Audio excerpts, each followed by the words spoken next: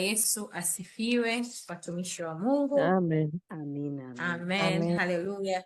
Basi na mimi naendelea kusema sala aliyosema nasi Sister Pamela last week, Efeso 6:9, ikijiombea mwenyewe kwamba kwa ajili yangu mimi, pia kwa ajili yangu mimi, nipewe usemi kwa kufungua kinywa changu ili nihubiri injili ya Bwana Yesu kwa ujasiri, ile siri ya injili, ile maana ya siri anayosema nasi kwenye Ufunuo 2. Basi kama alivyosema Sister Razia, nisingependa nirudie, nataka tu confirmation kwamba you guys can see my screen and the video. Naomba confirmation tu kwa kusema amen. Amen. Haleluya. Basi kwa kifupi tu kama alivyosema mtumishi wa Mungu Sister Razia, moderator wetu wa siku ya leo, tulianza na Samueli wa kwanza 16. Nimepewa neema ya kuongoza, tulisoma mstari wa kwanza mpaka wa 5.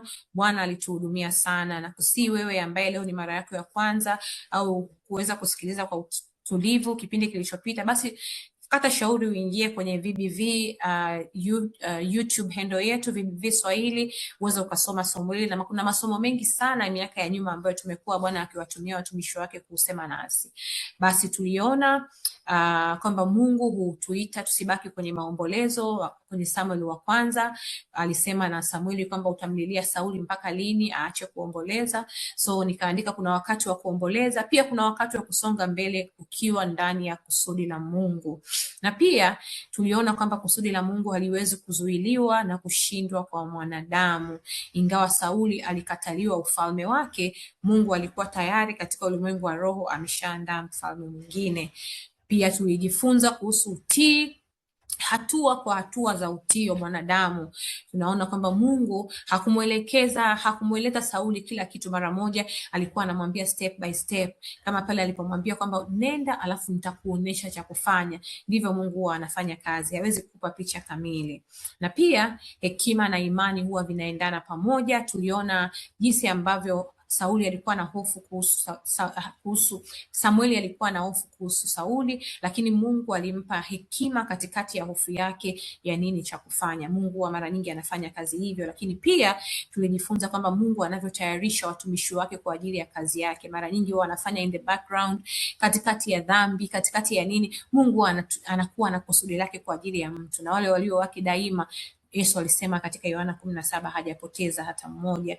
Lakini pia watumishi wa Mungu tuliona uwepo wa Mungu, jinsi ambavyo unaleta heshima na jinsi ambavyo unachunguza moyo. Tuliona wazee wa Bethlehem walipomuona nabii wa Mungu Samueli walitetemeka na kujiuliza kwamba je, umekuja kwa amani? Kwamba mtu mara nyingi watumishi wa Mungu wanabeba the presence of God. Tuliongea kwa kirefu, nisingependa kurudia. Lakini ya mwisho tulimalizia mstari wa 5 alipowaambia kwamba wajitakase, kwamba utakaso huwa unatangulia kukutana na Mungu. Tuliona Samueli akiwaagiza watu wajitakase. Mstari wa 5 ikitukumbusha kuwa Mungu anataka moyo safi. Moyo safi Mungu anaangalia, mara nyingi anasema huwa anatembelea kituo kabla. Basi tulisoma 1 mpaka 5. Nitamkaribisha moderator wa zamu Sister Razia atusomee yote mstari wa 6 mpaka 13, alafu tutaendelea kutoka hapo. Karibu mstari wa 6 mpaka 13, Sister Razia. Amen. Okay, 1 second. Okay, 6 nasoma. Nasema hivi.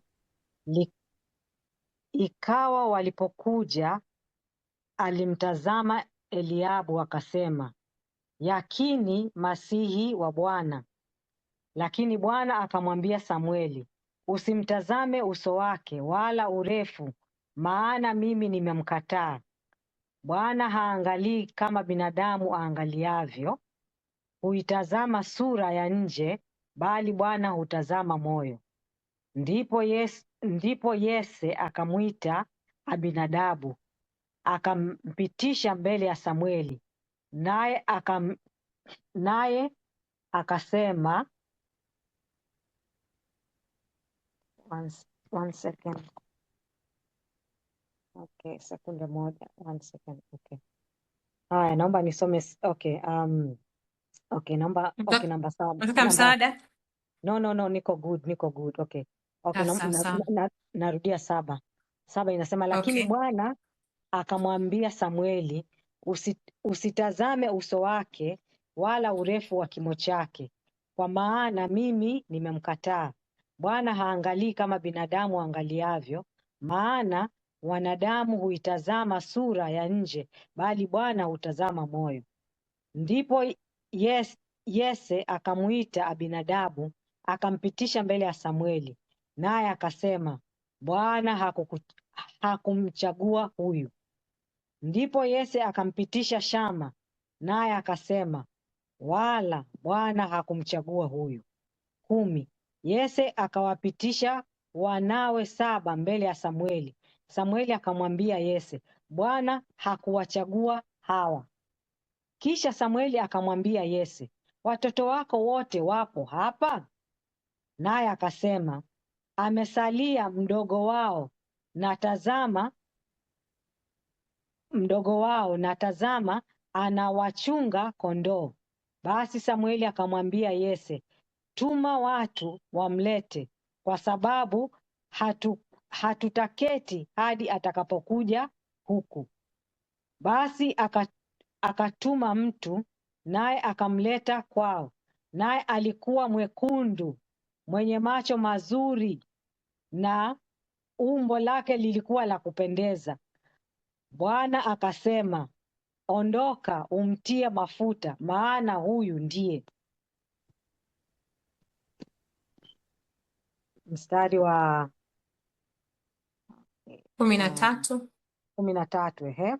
Ndipo Samweli akaitwaa pembe yenye mafuta,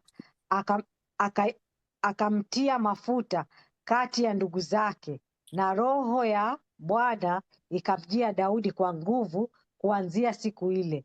Basi Samweli akaondoka akaenda zake Rama. Karibu mtumishi. Haleluya, haleluya. Ndipo Samueli akaondoka akaenda zake Rama. Tumesoma kuanzia mstari wa 6 mpaka wa 13. Kama ilivyo ada yetu, karibuni kila mtu aweze kuchangia kile ambacho Roho Mtakatifu amesema, labda tutoe angalizo kile ambacho amesema mwenzake. Kama ukiweza kupata kibali usikirudie, ili tutoe nafasi kwa wote, alafu na mimi niweze kuja kusema cha kwangu. Karibu mtumishi. Amina, amina. Haya jamani, karibuni. Naangalia kama kawaida tuanze na Sister Rebecca. Bwana Yesu asifiwe wapendwa. Amina. Amen. Haleluya. Amen.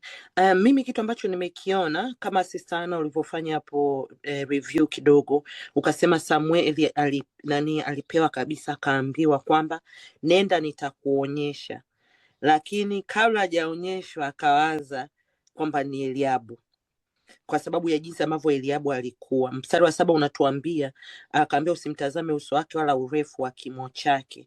Hapa mi naona tena ni spirit of ya mazoea, kwa sababu tunakumbuka wakati Sauli anaapishwa, naye alikuwa ni mrefu, wanasema alikuwa ni mrefu kuliko wana wa Israeli wengine wote. Kwa hiyo mara nyingine huwa tunakuwa na kitu ambacho Mungu amekifanya before. Next time you are waiting for something similar, you think he will use the same method, au atakupa kitu kinachofanana na kile. Kinapotofautiana unaweza kuwa unashangazwa kwamba kwa nini haikuwa hivi. Lakini Mungu anasema usimtazame uso wake wala urefu wake wala kimo chake. Kwa maana mimi nimemkataa. Kwa huyu sio kwamba Mungu amemkataa, kwa sababu Mungu anaangalia, Mungu anautazama moyo. Na ndio maana hata kwenye maombi yetu tumeombea moyo. Moyo ni kitu ambacho hakionekani na mtu yoyote kasoro Mungu. Mtu anaweza anaweza akaficha kilichoko moyoni mwake, lakini mbele za Mungu, Daudi kuna Zaburi anasema, niende wapi nikajifiche? Niende kuzimu, niende wapi? Popote nitakapokuwa. Giza lenyewe ni kama nuru kwa Mungu. Kwa watu hawezi kumficha Mungu moyo. Na moyo ndo kama hivyo Yeremia 17 inavyosema, ni mdanganyifu. Unaweza kukudanganya, kukwambia you know what, people don't know. Hata Mungu aoni, kumbe Mungu anakuona. Kwa hiyo nacho ni kitu muhimu sana watu kujikumbusha. Mungu anataka tukumbuke. Na vile vile tunaona Mungu akasema hakumchagua huyo. Kwa hiyo tunaweza tukaitwa, kama hapa ndio ule mstari unaokuambia waitwao ni wengi. Waliitwa wengi, watoto 7 wa lakini aliyechaguliwa ni mmoja. 1 out of 7 ndio ambaye alikuwa ndio mpaka mafuta wa Bwana. Nikienda chini wa mstari wa 11, unaona jinsi ambavyo Daudi anaitwa amesalia mdogo wao. yani alikuwa overlooked, na Mungu always anapenda people who have been overlooked, na I know to be overlooked I have been overlooked maisha yangu yote. Sijawahi kuwa mtu ambaye ndio yani mtu ananipiki wa kwanza, yani I'll be the last one to be picked, hata tulivyokuwa tukicheza rede, so I know how it feels, but nimekuja kujifunza ni kwa sababu shetani anataka kukudiscourage. Shetani anapojua kwamba umebeba kitu fulani atakachokifanya kwenye maisha, toka mdogo utashangaa wenzako wanapewa pipi, wewe wa mwisho kupewa pipi, wenzako wanafanya nini, wewe wa mwisho, wewe wa mwisho, wewe wa mwisho. Mwisho uwe na roho ya kama roho ya kukataliwa au roho ya unyonge, ndio shetani anataka kukuvalisha. Lakini tunamshukuru Mungu kwamba Mungu ndio huwa bado kusudi lake linabakia pale pale, kwa sababu hapa anatuambia kwamba alikuwa anachunga kondoo, na mchunga kondoo ni mtu ambaye anadharaulika sana katika jamii ya Wayahudi, ndio kazi ambayo alikuwa amepewa, lakini still Mungu ameenda kumchagua yule mchunga kondoo. Ndio Samuel akamwambia mlete, tuma watu wamlete, kwa sababu hatutaketi hapa mpaka atakapokuja. Umeona Mungu sasa anavyoonyesha kwamba huyu ndio tunayemheshimisha huyu. Watu wote pamoja na kuwa kuna warefu, kuna walio nini, huyu akija sisi ndio tunaondoka. Kingine cha mwisho ni kwamba huyu anasema alivyoleta kwao, tunaelezewa features za Daudi kwamba alikuwa mwekundu, mwenye macho mazuri, na umbo lake lilikuwa la kupendeza. Pamoja na kuwa Bwana haangalii nje, lakini bado tunapewa sifa. Pamoja na kuwa alikuwa na moyo mzuri, lakini hata nje alikuwa ameumbwa vizuri. Mungu awabariki sana. Amen. Barikiwa Sister Rebecca. Bwana wanaangalia moyo. Nakumbuka ile verse umesema kwamba behold everything the heart is deceitful. Karibu Sister Kanana. Amen. Bwana Yesu asifiwe. Amen. Na kelele kidogo hapa nilipo. Nashukuru Sister Rebecca kwa mchango wako. Kingine ambacho nilikuwa natafakari hapa ni umuhimu wa kusikia sauti. Unaweza ukawa kiongozi mwenye uzoefu mkubwa. Unaona hata Samuel alikuwa na uzoefu mkubwa, lakini ilihitajika kusikia sauti ya Bwana ili kuweza kutenda yaliyo ya Bwana. Kama ulivyosema Sister Rebecca, wengine watu tunapata mazoea, mimi sinajua, mimi si mtumishi wa Mungu, nimefanya hivi kila siku, unafuata yale, lakini tunatakiwa kweli kumsikia Mungu. Ndio maana alikemewa pale kwamba sio huyu ambaye nimemchagua. Ni muhimu wa kusikia ile sauti. Nataka kuongelea na uongozi tulionao, usitufanye ukatuhalalisha kwamba tunajua kila kitu. Hapana, tunatakiwa tusikie sauti. Amen. Amen. Amen. Umuhimu wa kumsikiliza Mungu. Karibu kaka Daniel. Amen. Bwana Yesu asifiwe. Amina. Amen kaka. Amen. Mimi nataka kuchangia tu kitu ambacho hakina theological, lakini inayo a bit of theological element. Kitu ambacho hapa mimi nimekinotice zaidi ni kuhusu hicho kitu cha shepherd. Kama the Sister Rebecca amekiongelea briefly, lakini katika tunaweza tukanani kuhusu kitu ya kawaida, lakini kuna evidence, yani ukisoma kwenye Biblia ni kwamba actually Mungu amekuwa anatumia shepherd sana kuwa leaders kwenye nani ya kwenye ufalme wake. Na utaona kwa mfano ukianzia tu pale, ukiacha Abeli, kama nakumbuka ile Abeli ambaye aliuawa, alikuwa mchungaji na yeye alikuwa anamchunga kondoo na akawa very successful na akawa anampenda Mungu. Kwa hiyo ukiendelea sasa hapo na kusoma Biblia utakuta hichi kitu cha kwamba actually hawa wachunga ng'ombe au wachunga kondoo, whatever it may be, wana hicho kitu. Kwa mfano ukienda kwenye ile familia ya Abraham, wale patriarchs, wale kina Jacob, yani tena Jacob mpaka mke wake alikuwa mchunga ng'ombe, na Rachel kama mnakumbuka historia kidogo za nyuma, naye alikuwa anachunga mchunga kondoo. Lakini sasa tunakuja kuanza kuwaona tu key people ambao wameongelewa sana. Kwa mfano Musa, kama nakumbuka Musa alikuwa mchungaji na yeye mpaka Mungu akamtokea kabisa, yani yeye akusubiriwa Samueli amfuate, au yani mtumishi amfuate kwenda kumpaka mafuta. Mungu aliamua kumtokea mwenyewe live. Kwa hiyo Musa, yani pamoja na katika uchungaji akakutana na Mungu na kupewa assignment hiyo kubwa sana ya kulead taifa. Sasa ndo tunakuja kuona hapa jinsi ambavyo David naye Daudi sana na anapokuchaguliwa kuongoza taifa, lakini akiwa anatoka na background ya uchungaji, yani kuwa mchunga kondoo. Na mtu wa mwisho, kama mtu for general knowledge purposes tu, pia kuna mtu anaitwa Amos ambaye yuko kwenye Old Testament, na yeye pia alikuwa mchunga kondoo. Amen. Ni hicho tunataka kuchangia. Asante. Powerful. Asante sana. Umuhimu wa mchunga kondoo, kwa sababu Mungu alimchagua Daudi, alijua kwamba mfalme anapaswa kuwa na sifa za ufalme, lakini pia na huo moyo wa kuchunga, kwa sababu kuchunga kunahitaji moyo kweli yani. Okay, na mimi kitu kingine ambacho nataka kuongezea, naangalia mikono hapa, sio ni mkono mwingine. Okay, Sister Pam. Okay.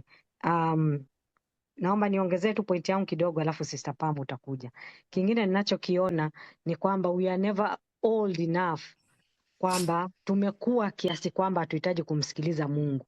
Kwa sababu kama tukijaribu kumwona Samueli hapa, unaona kwamba alizaliwa, alikuwa brought up katika nyumba ya Mungu. Alikuwa ni one of the greatest prophets that ever lived. Lakini pia unamuona kwamba kuna mahali kama hapa alikuwa anataka kutumia akili yake pia. Kwa hivyo najifunza kwamba tusimzoee Mungu, yani katika maisha yetu ni kwamba hiyo point ya kumzoea Mungu imesemwa, lakini tusifikirie kwamba we are so spiritual that we don't need God's leading. Kwa sababu unapofikia mahali unaona kwamba ufundishiki tena, that is a problem. Kwa hivyo namuona Samueli kwamba jinsi alivyo, ijapokuwa alikosea hapa, lakini alivyoambiwa aliweza kutii, alienda akaendelea kufuata ule mtiririko. Kwa hivyo umuhimu wa kumsikiliza Roho Mtakatifu regardless of your experience in the Lord, exploits, gifts, anointing, every dispensation inahitaji kusikia upya na inahitaji neno jipya. Karibu Sister Pam. Amen. Bwana Yesu asifiwe. Mi hata sitasema sana, nilikuwa nasema kuhusu huyu ambavyo Daudi yani amekuwa mahali pasiri, alafu Mungu anamjenga mbele za watu, yani anakuja kuonyeshwa hadharani. Yani it's like mahali pasiri ndio Mungu anajenga watu ambao tunaweza tukasimama hadharani. Mpaka nimesema tuna sijui kwa nimesema tuna ambao mtu yote ambaye anajengwa mahali pasiri kwenye secret place, naweza nikasema hivyo. Na nikakumbuka hata David kabla ya Goliath alikuwa huko anafanya na madubu, anapigana huko na madubu, lakini kaja Mungu akam-expose hadharani ushindi wake. Kwa hiyo saa nyingine sio lazima kila mtu ajue, yani spend na Mungu kwenye sehemu ya siri, Mungu anakuinua. Ni hicho nataka kusema, kama nime make sense. Yes. Amen. Make sense.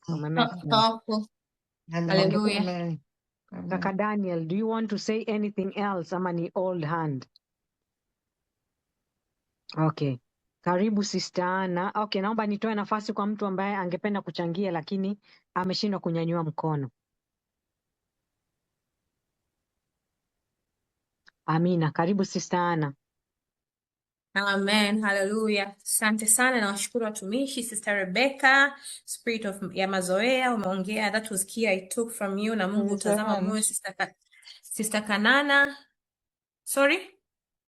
Okay, sawa. Sister Rebecca, asante. Spirit ya mazoea, Mungu utazama moyo. Sister Kanana, umeongea umuhimu wa kusikia sauti. Samueli being the chief prophet.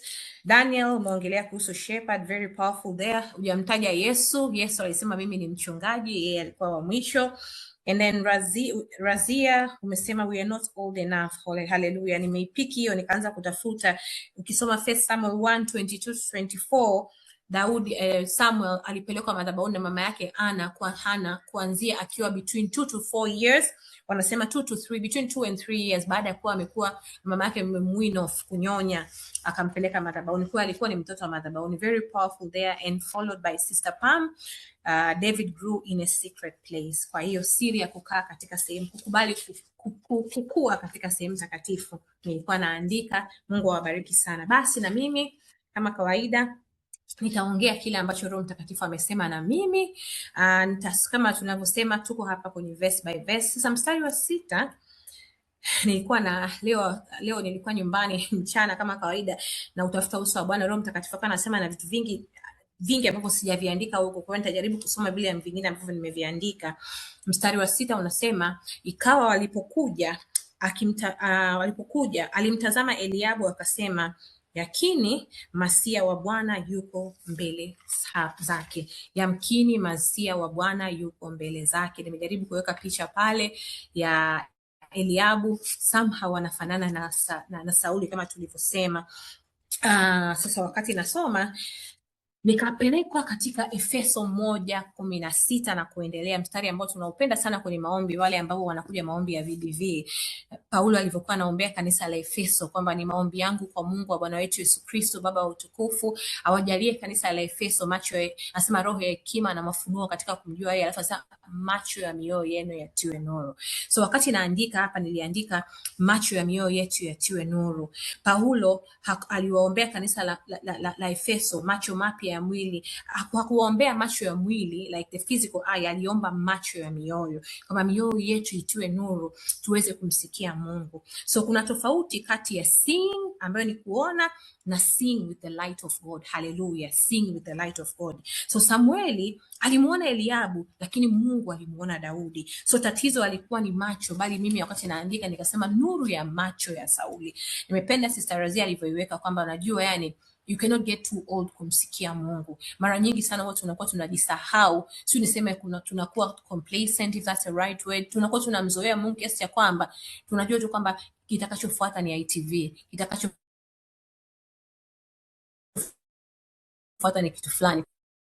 Kwa hiyo unakuwa umembox Mungu kama tulivyoongea kwa kirefu sana. Sara, tatizo halikuwa macho bali ni nuru. Nikasema kuna Sara ya kutazama bila macho. Nuru ni nani? Nuru ni Yesu, na nuru ni neno lenyewe. Kumbuka neno lilikuja likamtia nuru, akagundua pap kwamba this is not the one. It was accompanied by the word of God. So unaweza ukamchagua Eliabu na kumpoteza Daudi, mainly kwa sababu wewe una focus kwenye mazoea kama walivyosema watumishi waliopita, una focus kwenye muonekano, elimu, umaarufu, wengine hata charisma. Unaweza kuwa mistake na charisma ya mtumishi ukasema huyu ana charisma, kumbe Mungu hajamchagua yeye, kumbe ni Eliabu mbele ya macho ya Mungu na sio Sauli. Na tulijifunza last week, kumbe tayari trophy or even the crown had moved, hallelujah, from one person to another. Even though in your physical eyes you see a king, lakini mbingu tayari zimeshamweka wakfu kwingine. Kwa hiyo Mungu atusaidie sana. Kwa hiyo unaweza kuishi kwa hisia badala ya ufunuo. Mithali 3:5-6 inasema, umtumaini Bwana kwa moyo wako wote, wala usitegemee akili zako mwenyewe. Katika njia zako zote umkiri yeye, naye atayanyoosha mapito yako. Nikaunderline pale, usizitegemee akili zako mwenyewe kwenye mambo ya Mungu. Unaweza ukapishana, napenda kusema na basi la mshahara, au unaweza ukapishana na kusudi la Mungu. Unaweza kupinga kile afanyacho Mungu kuja. Ni mfano wa nabii aliyekuja, sio yani alishawahi kusema hivi wakati wa revision. Sister Rebecca alisema kama sikosei, yule nabii ambaye Mungu alimwelekeza akasema, na kutuma utakapoenda usile njiani, usisimame. Akasimama akakutana naye prophet of God, akamdanganya. Matokeo yake alipomdanganya, njiani anatoka akaliwa na simba akafa. Not following the instructions of God. Unadanganyana kwa sababu tu unamsikia huyu ni nabii anasema Bwana asema, na wewe unapokea amen, but is it coming from David or from Saul? Mungu atusaidie.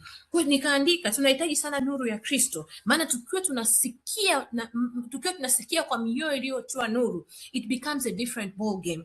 Hufunua, nuru ya Kristo hufunua yaliyofichwa, hurekebisha maamuzi yetu, huvunja upendeleo wa kibinadamu, hutupa kuona aonavyo jinsi aonavyo Mungu. Samueli alikuwa na macho, alikuwa na uzoefu, alikuwa na utimishi, alikuwa na unabii, lakini alihitaji nuru ya Mungu. Remember, it was accompanied by the word of God. Samuel sio huyo. Alafu tunaendelea mstari unaofuata. Nikaandika reference wakati nasoma mchana huu, mstari wa Zaburi, Psalm, niandiko kwa Kiingereza, inanoga sana Kiingereza ukisoma New King James Version.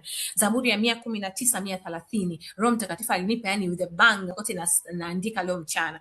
Neno linasema kwa Kiingereza, the entrance of your word gives light. Hallelujah. The entrance of your word gives light. Whenever the word of God comes to you, it should come with light. Alafu anasema it gives understanding to the simple. It gives understanding to the simple. It makes things so simple. Some things are so simple. Just to know Mungu anasema ukifika nitakuambia, nitakuonyesha yule ambaye wa kumpaka mafuta, lakini unaona karibu apishana na basi la mshahara. So once neno la Mungu likiingia linatakiwa lilete nuru, and then it simplify things. Ukisoma kwa Kiswahili hainogi, but read the New King James Version, inasema the entrance of your word, hallelujah, gives light. Bwana asifiwe sana. Na pia nikasema kwamba Samueli alipata nuru pale Mungu alipozungumza. Yote ya Roho Mtakatifu alikuwa anasema na mimi mchana. Alipata nuru pale alipozungumza. Neno la Mungu linapoingia, nuru huingia, na mtazamo automatically inabadilisha mtazamo. Usually inakuleta kwenye the right state of mind. So ukiwa na neno, nuru huingia, ufahamu huingia, na pia mtazamo wako. Lakini bila neno tunaona kwa macho ya mwili, tunahukumu kwa muonekano, si ndio? Bila hata haki, and sometimes tunatumia hisia. Samueli alihitaji nuru mpya kupitia neno la Mungu. Hivi ndio vitu ambavyo Roho Mtakatifu alikuwa ananisemesha leo asubuhi. So nimeandika hivi kidogo, nikasema unajua wanadamu utazama sura ya nje, bali Bwana anaangalia mioyo, kama alivyosema Sister Rebecca. Lakini pia hata watu wa Mungu wanaweza kurudia makosa ya zamani ikiwa hawatasikiliza sauti ya Mungu. Watumishi wa Bwana, Samueli karibu arudie kosa la zamani la Israeli kwa Sauli. Kumbuka walimkataa mtumishi wa Mungu. Samueli, it was hereditary that time, if you remember. Eli ilikuwa achukue watoto wake, Mungu akagairi, tulisoma mwanzoni. Samueli ilikuwa watoto wake wachukue, wana wa Israeli wakawakataa, akamlilia Mungu. Mungu akasema they have not rejected you, they rejected me. The minute they saw Saul, kila mtu akachanganyikiwa na fiziki yake. Biblia inasema alikuwa mrefu kuanzia mabega kwenda juu. He was a different kind of person. He was handsome, the Bible says that. So tunakubali alikuwa handsome, more or less kama Eliabu. So hata watu waliokomaa kiroho wanahitaji mwongozo wa Mungu ili tusipime kwa macho ya asili. Mara nyingi wanadamu watu tukiangalia kwa macho ya kibinadamu, watu tunaangalia elimu, umaarufu, uwezo wa kuzungumza, eloquence ya mtu, tunaangalia fiziki ya mtu, lakini Mungu anaangalia moyo, Mungu anaangalia tabia, Mungu anaangalia uaminifu. Pia Mungu huyu tunayemwabudu, Mungu anaangalia utii. Watumishi wa Mungu, Mungu anaangalia utii. Bwana asifiwe sana. Bwana asifiwe. Mstari wa 7 kama nilisema, unasema usiutazame uso wake wala kimo chake. Mungu anamwambia Samueli, maana nimemkataa. Wanaongelea kuhusu Eliabu. Bwana haangalii kama binadamu waangaliavyo, maana wanadamu itazama sura ya nje, bali Bwana hutazama moyo. So nikasema kwamba kuna vitu ambavyo Roho Mtakatifu alikuwa anasema na mimi zaidi ya vile ambavyo niliviandaa wiki iliyopita kwa ajili ya somo la leo. So nikasema, ili swali la kujiuliza katika mioyo yetu. Baada ya kusema hivyo, ina maana kwamba Mungu huwa hapendi muonekano wa mtu hauna umuhimu mbele za Mungu? Yani ni swali la kujiuliza, lakini jibu langu nilikuwa nasema hapana, kwa sababu wakati tunasoma, Sister Razia wakati wanasoma alisema kwamba Daudi alikuwa mzuri, he was red haired, tunasema kwamba alikuwa na nywele nyekundu, alikuwa, Biblia inasema alikuwa ana afya, etc etc. Daudi alikuwa ni mzuri. Kwa hiyo kama Biblia ilimtambua uzuri wake, ina maana uzuri wa mtu pia una thamani mbele ya Mungu. So Biblia inasema katika Samueli wa kwanza 16:12, Daudi alikuwa mzuri wa uso na macho na rangi nzuri. Kwa hiyo nika conclude kwa ambavyo nilikuwa nafundishwa na Roho Mtakatifu, Mungu hakumkataa Eliabu kwa sababu ya kimo chake, na pia hakumchagua Daudi kwa sababu ya uzuri. That was not the factor. Mungu huangalia moyo wa mtu, kama alivyosema Sister Rebecca, moyo wa mtu ndio kinachomfanya Mungu akuchague wewe. Nilikuwa naandika nikasema God was changing the paradigm. Alikuwa anajaribu kuchange mindset ya Samuel. Kwa nini? Mfano wa Sauli as a king ndio picha aliyokuwa nayo Samueli, kama alivyosema Sister Rebecca. Kwa hiyo Mungu alikuwa anajaribu kuangalia, usiangalie tena physique, mimi nimeshama huko. So the paradigm was shifting. Nikaandika hapa, he was changing the paradigm. Lakini Mungu alikuwa anabadilisha kutoka uongozi unaovutia kwa macho from Sauli ambaye alikuwa anavutia kwa macho ya binadamu, na kwenda kwenye uongozi unaomvutia moyo wa Mungu. Maana mwanzoni Mungu alisema, nimejitafutia mfalme, nimejipatia mfalme katika Daudi, mtu ambaye ameupendeza moyo wangu. Rikarabasiki ribo ndarabasendi ribo. Mara nyingi kinachomvutia Mungu ni moyo wako. Moyo wako ukimwelekea Mungu, anasema kwamba nitaigeuza mioyo ya watoto iwaelekee baba zao, na ya baba iwaelekee watoto. God start by changing the heart. Anasema nitautairi moyo wako ili unipende. Kwa hiyo God looks at the heart. So nadhani wakati nasoma nimeandika, ni mara ya kwanza katika Biblia Mungu anaweka wazi kuwa sifa za nje zinaweza kuwapo, lakini haziwezi kuwa msingi wa uchaguzi wake Mungu. Wakati Mungu anapofanya maamuzi, mara nyingi Bwana huwa anaanza kuchagua. Unaweza ukawa mzuri kama Daudi, maana alikuwa mzuri na kaka yake alikuwa mzuri, lakini haiwezi kuwa msingi wa uchaguzi wake Mungu. Msingi, kama alivyosema mtumishi wa Mungu Sister Rebecca, ni moyo wa mtu. So katika Biblia, moyo si hisia tu au organ ambayo inatusaidia wanafundisha madaktari kina Sister Belinda. Moyo sio tu just organ au hisia. Moyo ni nia ya mtu, nikaandika ni motisha, it's a motive of a person. Moyo ni uaminifu, moyo ni utiifu, moyo ni tabia. Lakini pia ndio maana Mungu anasema linda sana moyo wako kuliko vitu vyovyote, maana huko ndiko kunatokea chemchemi ya uzima. Lakini pia tumeongezewa leo na Sister Rebecca kwenye Yeremia 17, moyo huwa na tabia ya kufisha. So Mungu hakuwa anatafuta mtu mkamilifu, bali moyo unaomwelekea, moyo unaomtii. Nikasema ndio maana hata Daudi alipokosea baadaye alitubu kwa moyo wake. Nakumbuka Daudi, alafu Zaburi ya 27 naipenda, tulikuwa tunasali juzi na mtu anasema, Zaburi ya 27 anasema, uliposema utafuteni uso wangu, moyo wangu umekujibu. Bwana, uso wako nitautafuta, moyo wangu umekujibu. Haleluya. Bwana anasema nitafuteni uso, Daudi anasema my heart responds to you, oh Lord. So you can understand posture ya moyo wa Daudi. So tuweze kuendelea, tunaona Samueli kama nilivyosema. Haleluya. Samahani. Amen. Amen. Amen. Okay. Anavutiwa na muonekano akidhani ni mfalme mpya, lakini Bwana anasema kama nilivyosema anamkataa. So uchaguzi wa Mungu, watumishi, haujengwi na sura, kimo, uweza, maarufu. Tumekaa sasa hivi tumekuza watoto wetu karibu wanakwenda kuoa, wanapokuja kutuletea mabinti au kutuambia tusiangalie fiziki, tuombe. Tunapoangalia watumishi wa Mungu wanakuja kusema na sisi au tunawasikia kwenye mitandao, tusiangalie tu eloquence na charisma. Mungu atufungulie zaidi, macho ya mioyo yetu yatiwe nuru, ili tujue tumaini la hao watu wameitiwa nini katika maisha yetu. Daudi alipuuzwa, hakuitwa mwanzoni, lakini Mungu alikusudia kwa sababu aliona moyo. Mungu aliuona. You might ask yourself, kwa nini Mungu alimkataa Eliabu? Lakini tutakapoenda kusoma Samueli 17 tutauona moyo wa Eliabu ulikuwa una chuki juu ya Daudi, ulikuwa una wivu. Tutakwenda kumwona akimkasirikia na kumdharau Daudi mbele ya Goliati. Kwa hiyo Mungu alipokuwa anamkataa, Mungu tayari alishaona mbele ya Eliabu. Aliona Mungu ni Mungu ambaye atangazaye mwisho tangu mwanzo, mambo ambayo yametokea kana kwamba yametokea. Mnaona jibu hapa ni kwa nini ilikuwa hivyo. Mungu alishaona posture ya moyo wa huyu, umejaa wivu. Mungu anasema una tabia ya kufisha, na ndio maana alimwambia kaka Dani ameongelea kuhusu Abeli alipokuwa alipokuwa anakwenda kuuliwa. Mungu alimtafuta kaka yake Kaini akamwambia moyo wako.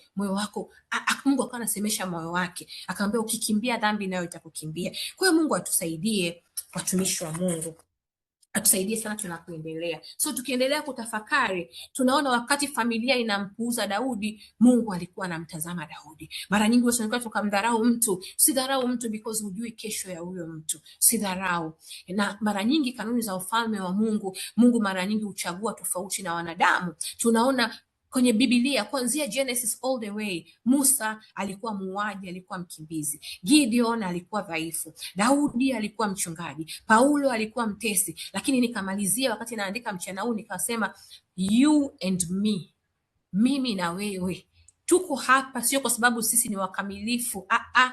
Nikaandika kama Bwana angeyahesabu maovu yangu mimi binafsi, angehesabu maovu yako, ni nani angelisimama mbele yake kama the righteous one?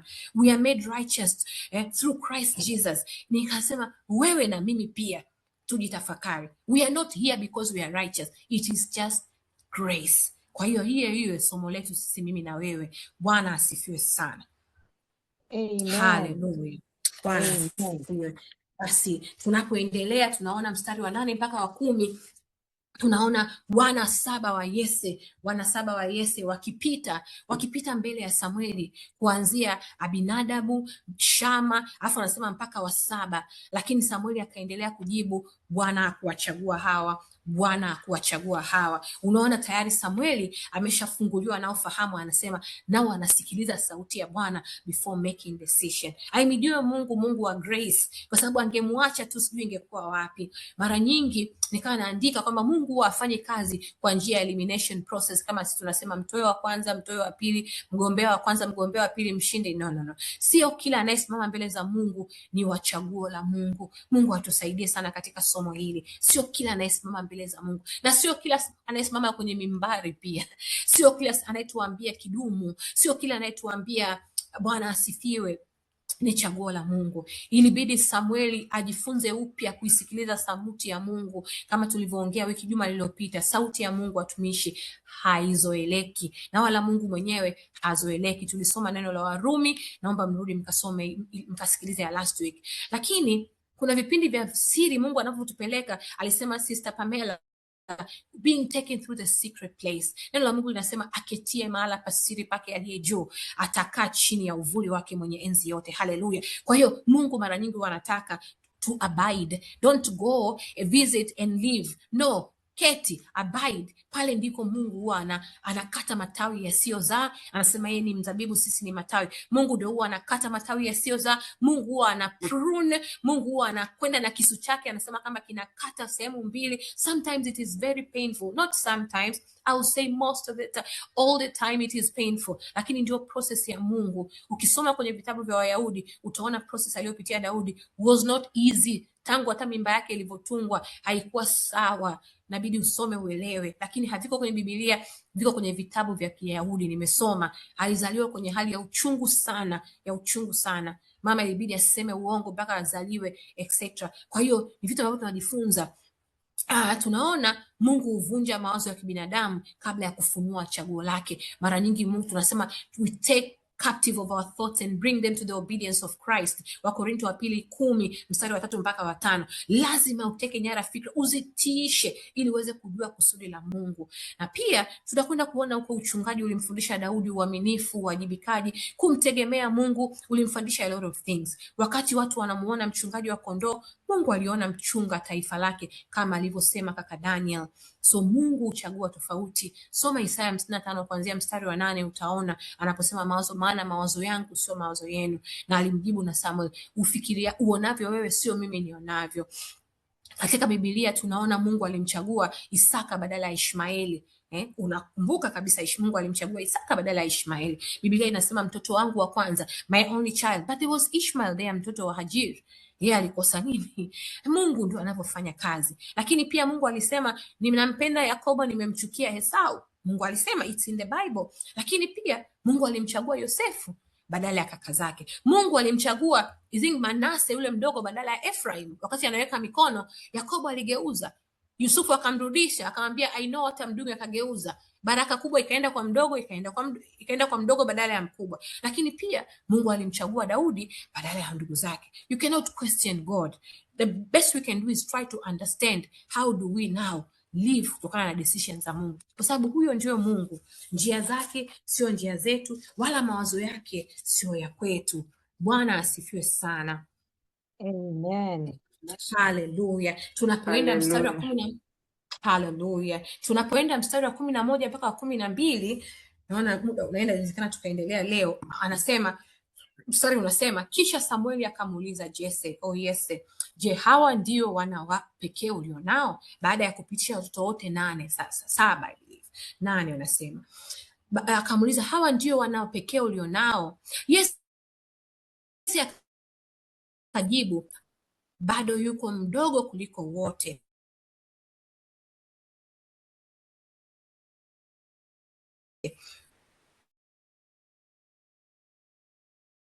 Ila anachunga kondoo. Samueli akasema, tuma watu waitwe. Hauliza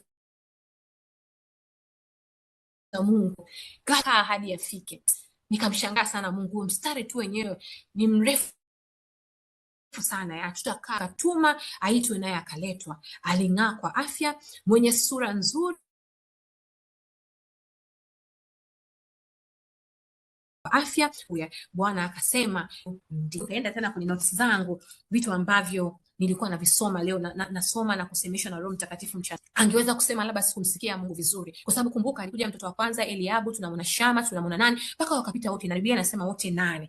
Mwingine anaweza akasema kwamba imetosha Bwana, nimejaribu business plan hii, nimejaribu business plan hii, nimejaribu hiki, nimeenda hapa nimepata hasara, mchumba huyu amekuja amenikataa, mchumba wa pili amekuja akanikataa. It's enough Bwana, mimi nataka kuzaa. Mingine nimefika miaka fulani nimechoka Mungu. Kwa hiyo unakuta mtu anakata tamaa, lakini tunamwona Samueli bado anaendelea kuwa attentive kumsikia Mungu. Alijua kwa hakika Mungu hasemi uongo. Alisema nitakaye kuonyesha ndiye. So he remembered that voice. Unaona?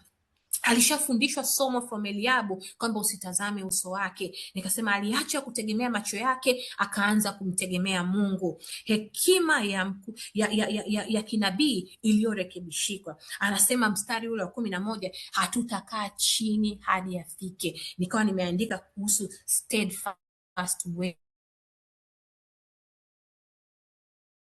waiting. Ambao wanakuwa wanasubiri steadfastly. Jua ngapi? Passive waiting versus steadfast waiting. Anasema nimesubiri hii miaka yote, lakini bado nitapiga moyo konde. Anasema piga moyo konde, umngojee Bwana. Anasema wale ambao watazimia moyo ndio watakaoona the glory of God. So tunajifunza hapo wanaposema hatutakaa hadi afike. Nikawa nimeandika uvumilivu wa kiroho. Wakati wengine wanasema hakuna mwingine, haliwezekani, Mungu anasema bado mara moja, jaribu tena, bado mmoja hajamhesabu. Hapo ndipo pana subira ya kumuona Daudi wako. Pana subira ya kumuona Daudi. Ni wangapi wetu, Bwana asifiwe, ambao wameshafika wanasema I've reached the end of my tether. I've reached the end of my tether. It is enough. There was a time I was calling Sister Pamela to say, you know what, I've had it. I'm tired. Nadhani nitaenda kutenda dhambi. One more. Subiri one more. Naambia I'm tired. Lakini Mungu anasema anasema vumilia kidogo. Biblia anasema kwamba bado turudi kumuuliza Mungu like Samuel. Muuliza yule mtu kwamba hivi ni hawa tu? Oh, there's one more. Now instead of kuweka pale muweka Yese, put the Holy Spirit. Muulize, alafu usikae mpaka afike.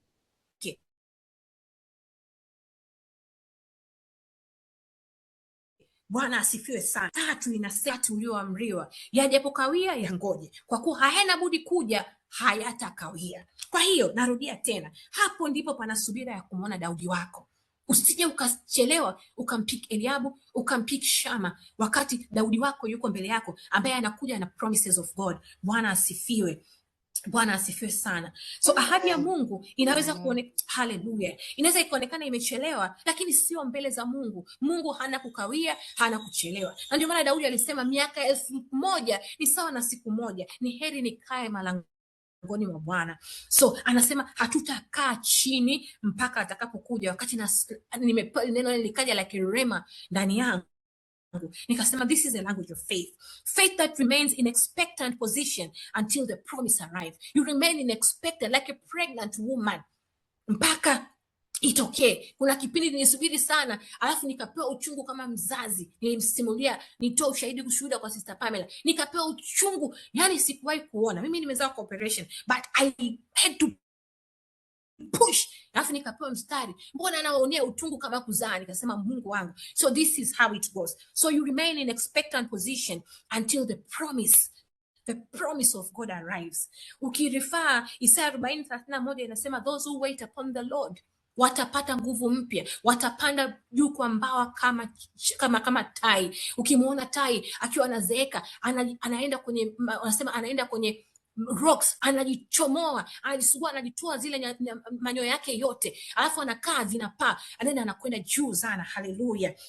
So nikasema steadfast waiting refuses substitutions. It refuses substitutes. Hii ni somo kwetu sisi wote. Tukimwangalia hapa tunaona somo kwa watu wote.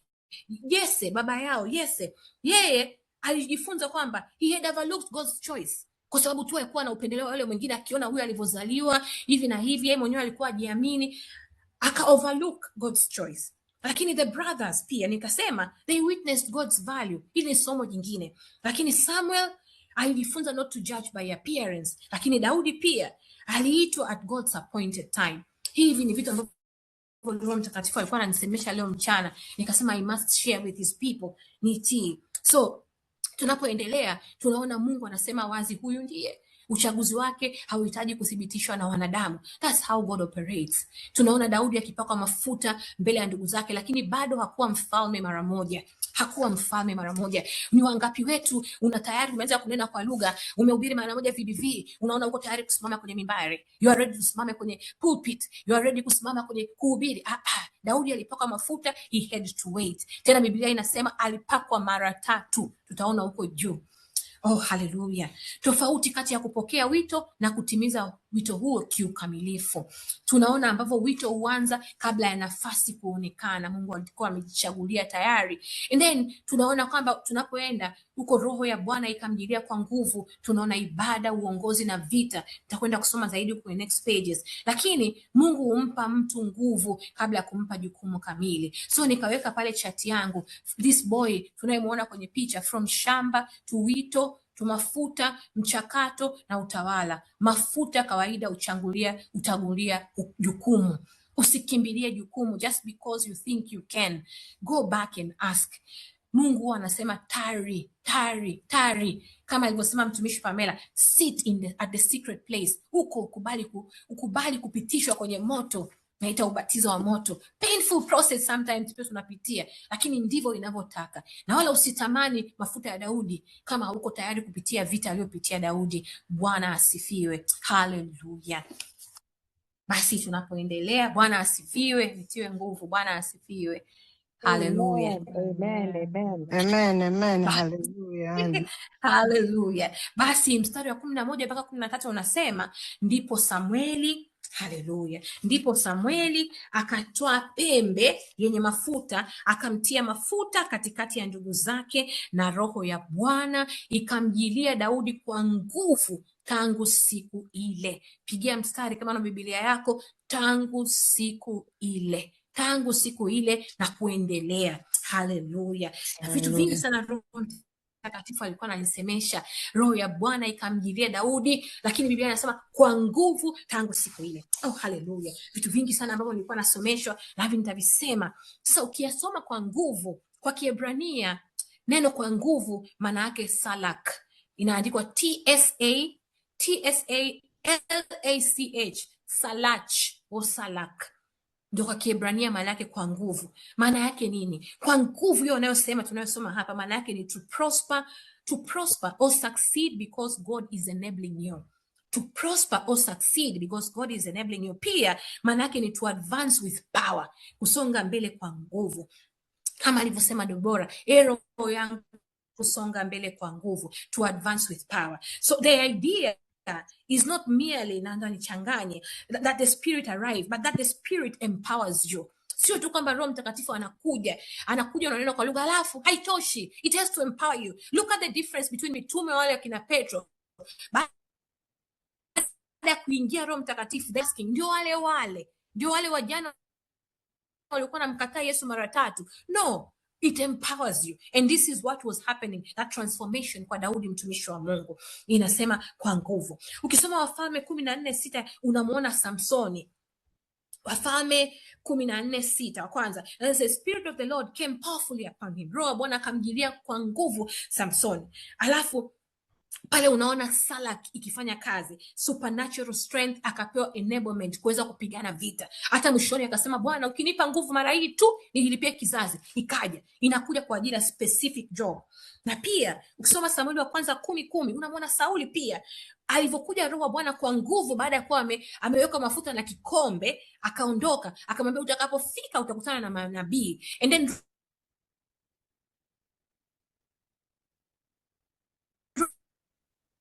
Bwana atakujia kwa nguvu akuprophesy. So the Spirit of God came powerfully upon him and he began to prophesy. Lakini pia mstari wa 13 tunamuona Daudi, same thing, lakini inasema from that day forward, tangu siku ile. Do you notice the difference? Wakati ule Roho wa Bwana alikuwa anakuja kwa kusudi la pekee. Roho wa Mungu alikuja kwa kusudi la pekee, lakini tunaona hapa anakuja kukaa permanently. Na Daudi ni watu ambao wali enjoy fellowship, koinonia na Holy Spirit. Ilifika mahali akasema, usinitoe mbele ya uso wako na Roho wako Mtakatifu usiniondolee. Alijua thamani ya Roho Mtakatifu. You see the difference. So This marked the beginning of a sustained divine empowerment for his life. And why unafikiri iliingia powerfully kwa Daudi? Kwa nini ni kwa nguvu? Kwa sababu remember kwamba alikuwa bado ni shepherd, alikuwa bado ni kijana mdogo, alikuwa hajulikani, alikuwa hana military experience, alikuwa hana political experience. Baada ya kupewa alirudi tena shambani mpaka baadaye kabisa. So Mungu he did not just simply appoint David. Mungu alimuequip.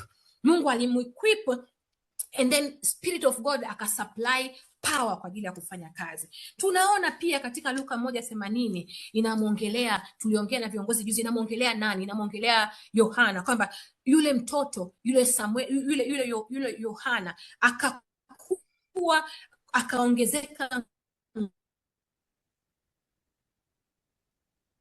akasema yule mtoto anamuongelea Yohana. Luka 4:14 inamuongelea Yesu, inasema Yesu akarudi kwa nguvu za Roho.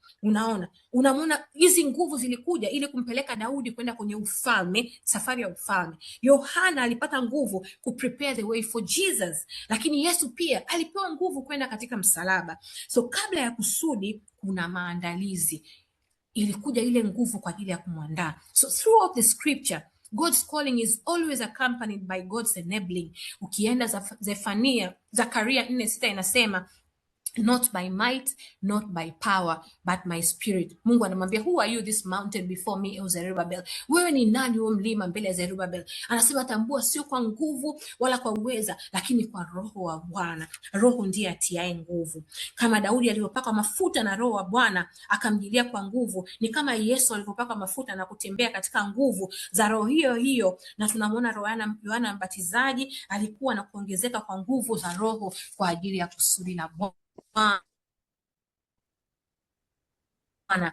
Bwana atusaidie. Bwana asifiwe.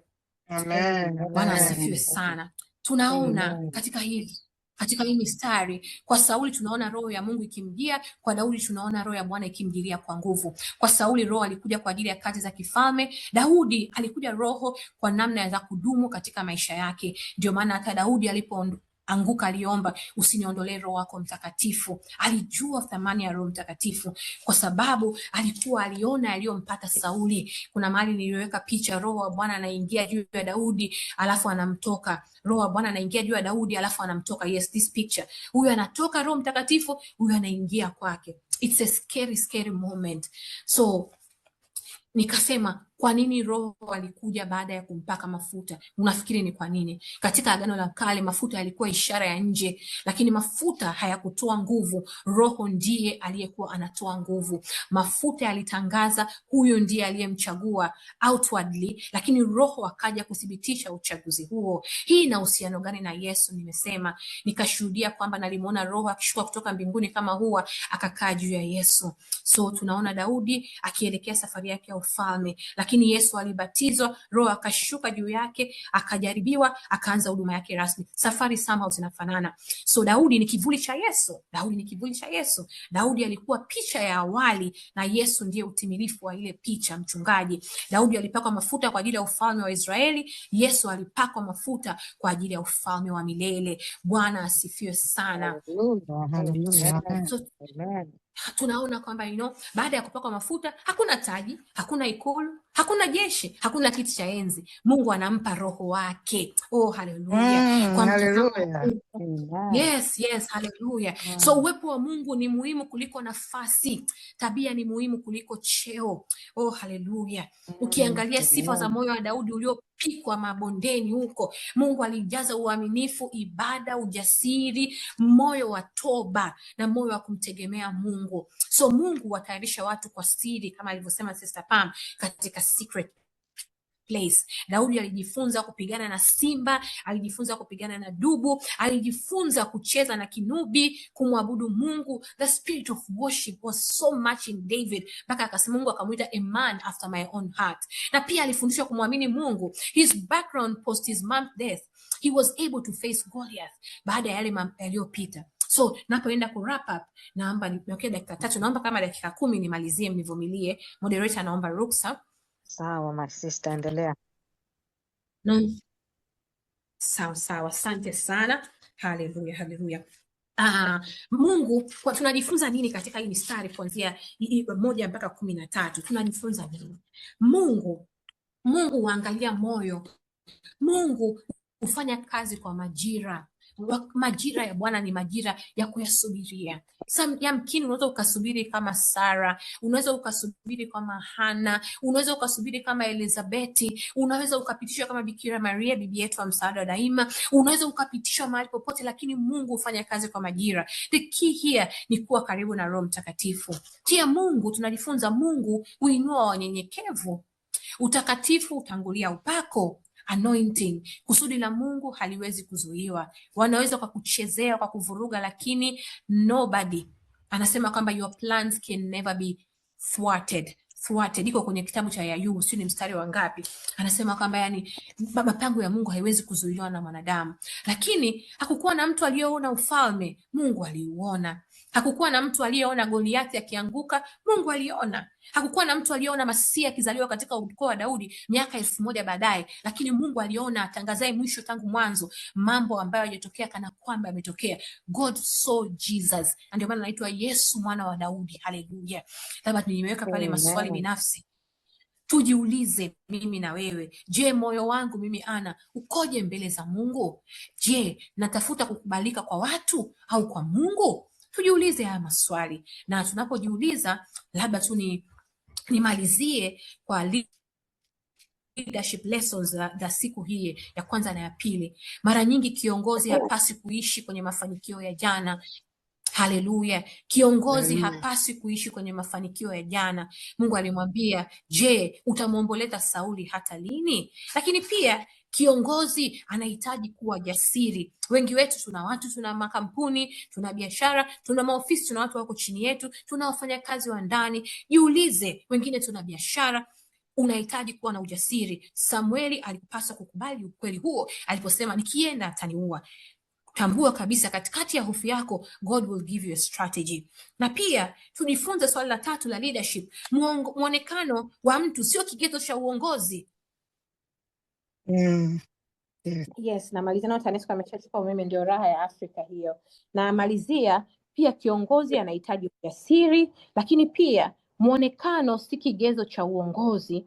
Muonekano wa mtu sio kigezo cha kumchagua mtu, hata kumchukua huyo msichana wa ndani, hata kumchukua mchumba, hata kufanya maamuzi yote ya uongozi. Lakini viongozi wakubwa hujengwa kwa siri. Kwa siri, wanajengwa through succession. Lakini pia Daudi alikuwa wapi? Usimdharau mtu anayehudumu kwa uaminifu mahali pasipoonekana. Usimdharau. Viongozi hujengwa kwa siri. Lakini pia Mungu hujaribu uaminifu katika mambo madogo. Kabla ya taifa kulikuwa na kondoo, kabla ya ufalme kulikuwa na shamba. Haleluya. Bwana awabariki sana sana. Basi nimemaliza kwa siku ya leo, nirudisha kwa moderator. Karibuni. Amen. Ubarikiwe sana Sister Anna. Regardless of what kimeishia hapo mwisho, tunamshukuru Mungu kwa kukuwezesha na kwa somo la leo. Sister Tina, na kukaribisha utufungie. Naomba niongeze kidogo. Haleluya. Karibu. Amen. Sorry, muda umeenda. Bwana Yesu asifiwe. Mungu akubariki sana kwa mafundisho mazuri. Tunaendelea kujifunza. Nilikuwa natafakari swala zima la Mungu anapotayarisha watu kwa siri. Unaweza ukafikiria kwamba labda Mungu ana upendeleo. Nilikuwa natafakari hili jambo wakati unaongea sana, lakini Mungu anapochagua mtu au anapochagua taifa au njia fulani, uchaguzi wake huonyesha ukuu wake, kwamba yeye ni Mungu, anaweza kuamua chochote anachotaka. Inaonyesha mamlaka yake, kwamba ana uhuru wa kutenda bila kupangiwa au kupingwa. Tafakari haya mambo yote wakati unasema pia Mungu anafanya apendavyo, hatuwezi kumwambia Mungu afanye hivi au vile. Kwa hiyo uchaguzi wa Mungu upatana na kusudi lake kwa mtu. Amen. Nipaswa kuongezea hivi. Amen. Haleluya. Hallelujah. Hallelujah. Powerful. Haleluya. Naona kuna mkono wa Maria.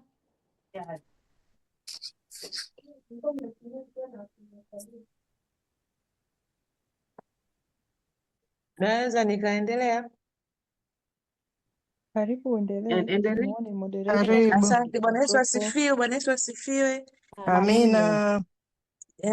Mwalimu Ana, nashukuru sana, asante sana. Ni mgeni kidogo hapa, lakini nimepata mafundisho makubwa sana leo ambayo nilikuwa sijui kama Daudi alishawahi kupakwa mafuta mara 3. Mimi nilikuwa najua ni mara moja tu ile.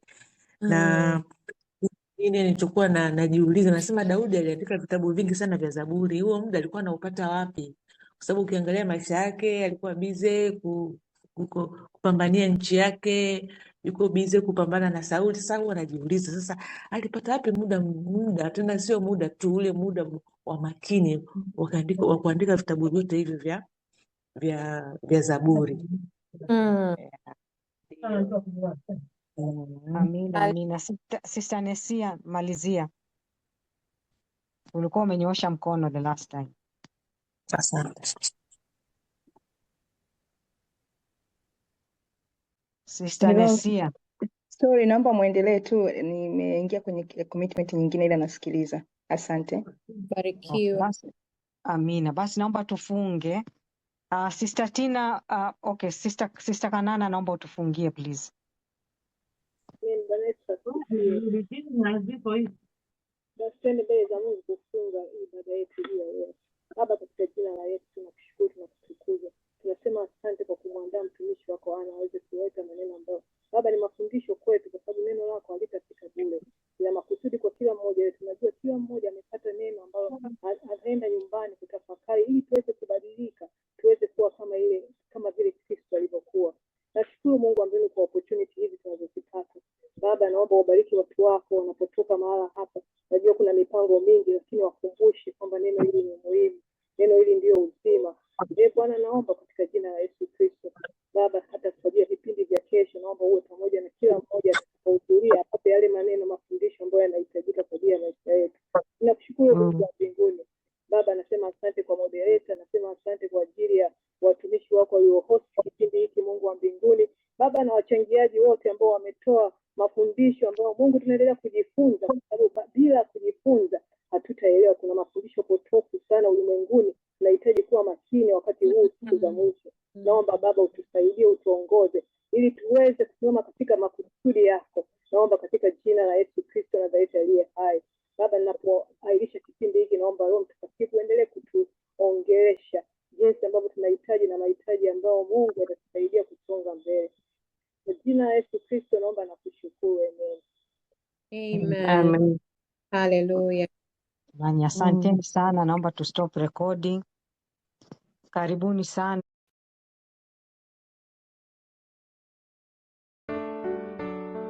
Sana kushiriki katika kujifunza neno la Mungu. Mpendwa, kama utapenda kumpokea Yesu awe Bwana na Mwokozi wa maisha yako, na kukaribisha uombe sala ifuatayo. Baba wa mbinguni, asante kwa upendo wako na rehema zako, na kujia katika jina la Yesu Kristo. Nakiri kuwa mimi ni mwenye dhambi na naomba msamaha wako. Ninaamini kuwa Yesu Kristo alikufa kwa ajili ya dhambi zangu na akafufuka ili nipate uzima wa milele. Namkubali Yesu Kristo kuwa Bwana na Mwokozi wa maisha yangu. Ingia moyoni mwangu na unifanye upya. Nisaidie kufuate siku zote za maisha yangu. Asante kwa kunipa wokovu kwa neema. Amina.